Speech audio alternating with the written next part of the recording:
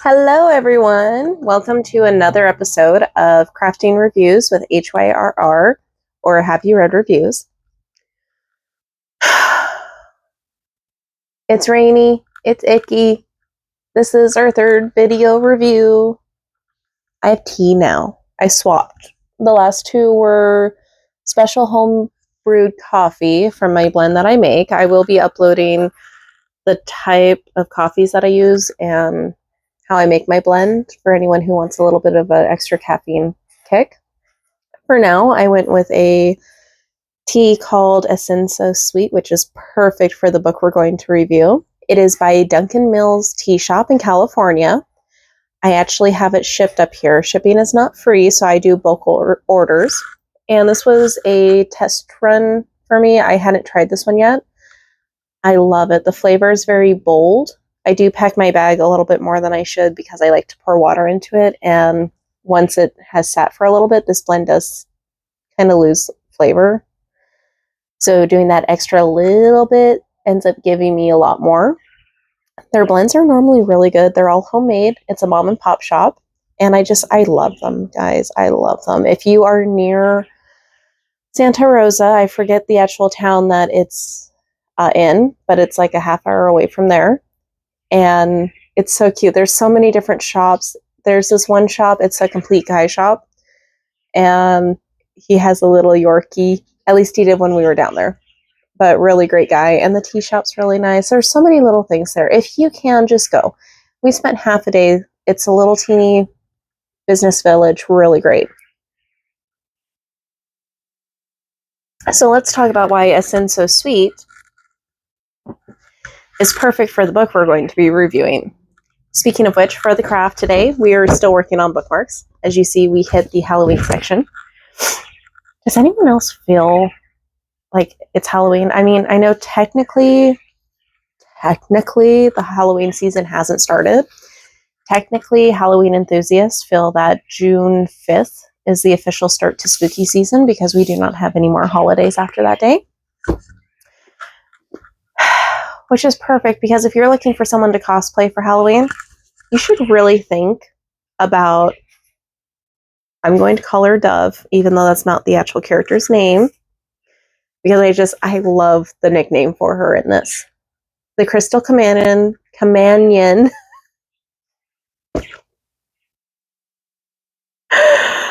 Y'all, just read that. There we go. I can't say it. I can't. Between the speech problem, the smoke in the air. F.R. Black, don't kill me, please. I love your book so much. F.R. Black actually gave me this book along with Heir to the Beast, The Siren Prisoner, and The Elfin Crown to review. Holy crap. So these are the original covers. Currently, she has updated the covers. There are actually 3 different prints out in the world right now. The originals, the very exclusive, no longer in print, Fairy Loot hardbacks with also sprayed edging. So wish I could have got those. And she just redesigned. I'm really torn. I just realized I don't have the other books in the original covers. I need a moment.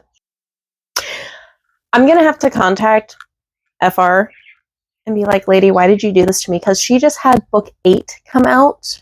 I think this is book 4. It might be book 3. Either way, I don't have the books in the original covers. I only have 4 of them. Okay. I'm going to have a meltdown off camera. So let's talk about this. Basically, I can't talk about the book until I tell you how it got started. So book 1 is... Where'd my scissors go? Oh.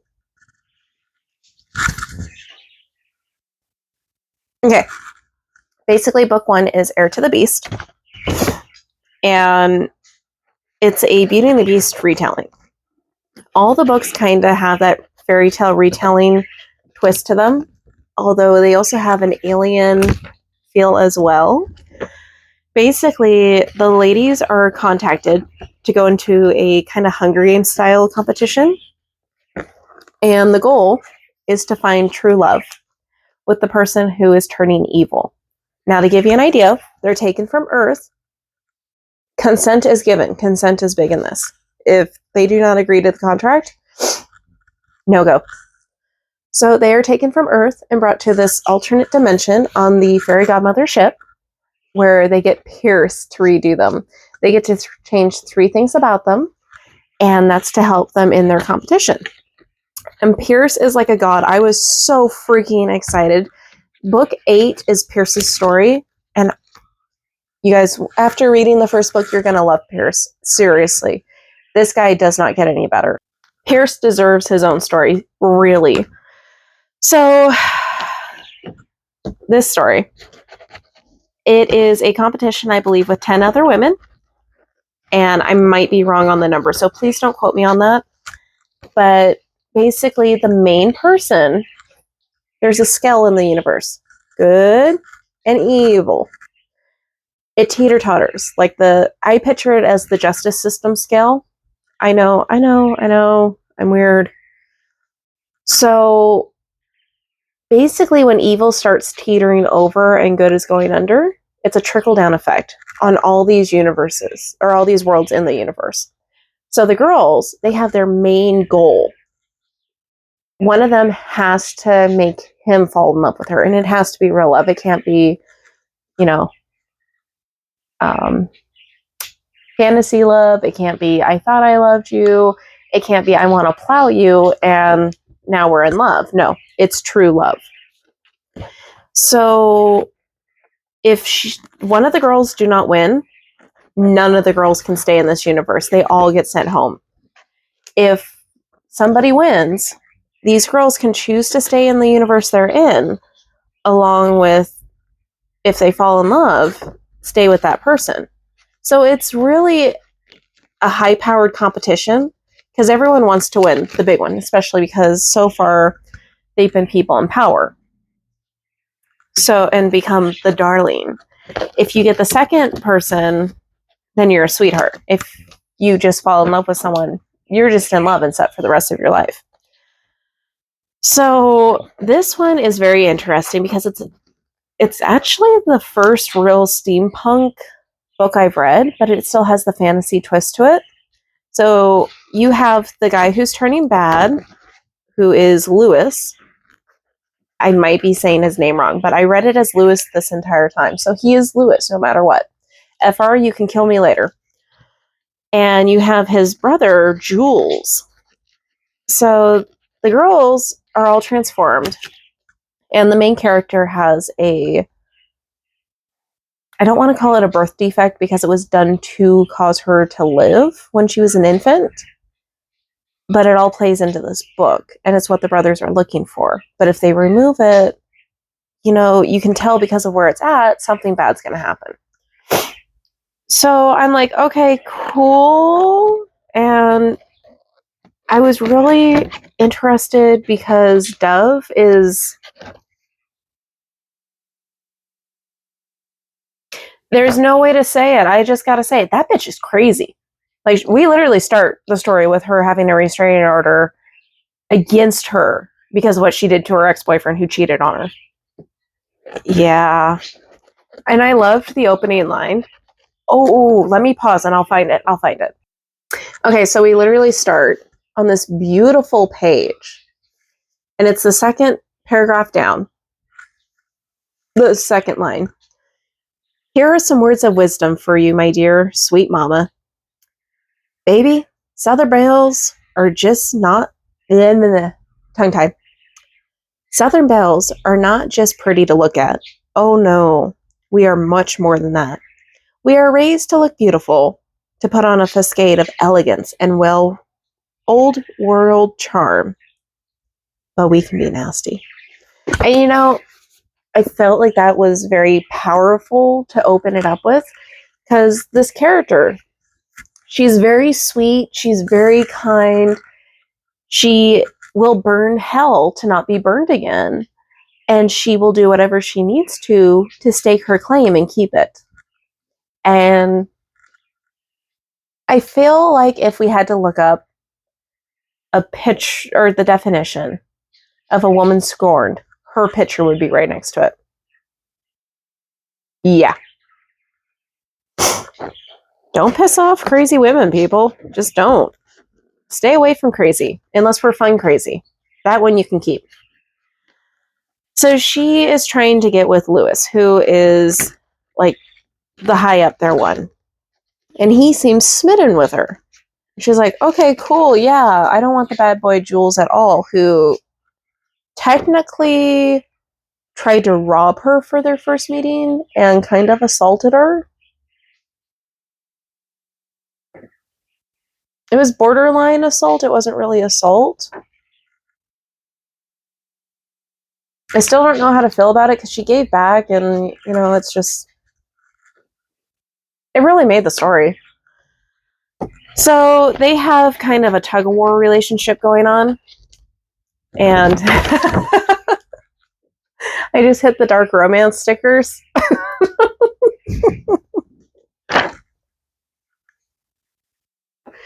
Okay, so that was perfect. That was not planned. I literally just line these up on how I make them.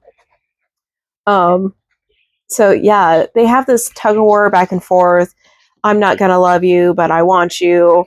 Your grandfather killed a bunch of people and did scientific experiments that were horrible and awful, so I'm going to go and hate you and kill you. And it's just like, there's a lot of tug of war on this. I loved the whole Victorian steampunk feeling. There was a lot of moments where I'm like, wait, is this actually a steampunk book, or are we just like confused? But then there was also times where I'm like, wait, is it actually like not Victorian era? Like, it was a perfect blend. One thing I do have to say about FR is that I have seen in her writing style so far that as these books progress, we go from a slow burn to whoa. And her writing style has definitely jumped as she's become more confident in her story. Now, that being said, I'm not giving any negative reviews on Heir to a Beast or the all I can think of is Beauty and the Beast now, guys. It became one of my favorite books. The Siren Prisoner. Those were good. Those were slow burns. They were really good. But this was like a 4-pepper slow burn. And we got into the smut halfway, and I'm just like, fair enough. I do want to give a pleasant warning that I feel like when you get to where the characters were and what becomes at risk is there, definitely spices it up no matter what. I ain't telling you what happened though. So I think the Sky Kingdom was honestly one of my favorite parts because of the fact it's something that I don't get to find in a lot of books very often. And the way that they did it was interesting because it's a prison, but it's not a prison. But then there's a castle, and it's just to see her take on that, it was pleasant. Now, I do have to say I gave this a 4 out of 10 star just because I wanted more, and there were some things that I felt were truly answered, but it was me overthinking. So it's if I got out of my own head, realistically, this would be a 10-star book. So I loved it though, you guys. And the ending, holy crap. How they solved the gigantic issue that came into play that would have literally killed multiple people. And you learn this is all because of the fact they're trying to save their universe from exploding. And it's very nice. I was very pleased with it. I loved the ups and downs. I actually devoured 152 pages in an hour because I could not stop reading. And, I'm a speed reader as it is. I can, on average, do 50 to 100 pages an hour. So I was just like, holy McDoodles. All in all, I was very excited about this book. I loved this book. I am so happy and proud to say that this book is on my bookshelf. If you're considering checking out her series, the Fairy Godmother Inc. series by F.R. Black, highly, highly recommend starting with Heir to the Beast, or Heir of the Beast. I always get it confused, I'm sorry. And then just go in order and read fast, because when you get to this one, you're not going to want to put it down. It's not on KU, but we love it still. Really great books, all on Amazon. Make sure to come back and tell us what you think. And don't forget, like and subscribe. That makes me want to do more of these, because I'm like, oh no, I'm going to disappoint everyone. All right, guys, go check it out. Run, don't walk. Do it now. Bye-bye.